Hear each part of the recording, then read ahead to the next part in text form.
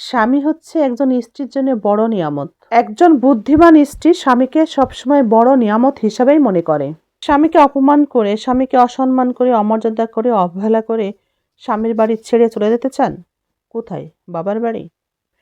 বাবার বাড়িতে বাবা এবং মা সারা জীবন থাকবে না। ভাইও সারা জীবন একা থাকবে না। ভাইয়ের ঘরেও ভাবি আসবে, ছেলে মেয়ে সন্তান আসবে। আপনি হয়ে যাবেন একেবারেই পর। ভাই তার বউ বাচ্চা নিয়ে ব্যস্ত হয়ে যাবে। ভাইয়ের আপন তখন বউ এবং তার ছেলে মেয়ে। আপনার আপন কে থাকলো বলেন? স্বামী ছাড়া আপনি, আপনার গোটা পৃথিবী তখন অন্ধকার। কারণ ছাড়া যখন কোনো মানুষ আপনাকে অপমান করবে, অসম্মান করবে, তখন বুঝে নিতে হবে সেই মানুষটি আপনার সাথে কোনো রকম কোনো সম্পর্ক রাখতে আর চায় না।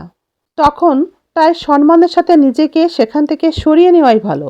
মানুষটি যদি আপনার সাথে সম্পর্ক রাখতেই চায়, তাহলে সেই মানুষটা আপনার স্বপ্নকে সম্মান করবে। সে নিজের থেকেই আপনার ইচ্ছাগুলোকে প্রাধান্য দিবে। সে আপনাকে সম্মান করবে। ছোট বড় সকল বিষয়ই আপনার সাথে শেয়ার করবে। আপনার বিপদে আপনার পাশে শক্তি হয়েই দাঁড়িয়ে যাবে।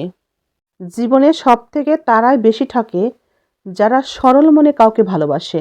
জীবনে তারাই বেশি সবথেকে কষ্ট পায় যারা কাউকে সরল মনে ভালোবাসে। বিনিময়েই তারা পায় অনাদর, অবহেলা এবং ঘৃণা।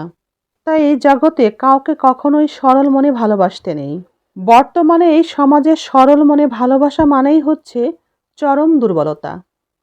যে স্থানে থাকলে চরিত্রের সামান্যতম হলেও আঁচড় লাগতে পারে, দ্রুত সেই স্থান ত্যাগ করা উচিত। কেননা সম্মান অর্জন করা অনেক কঠিন, কিন্তু সম্মান নষ্টের জন্যে ছোট্ট একটা মুহূর্তই যথেষ্ট।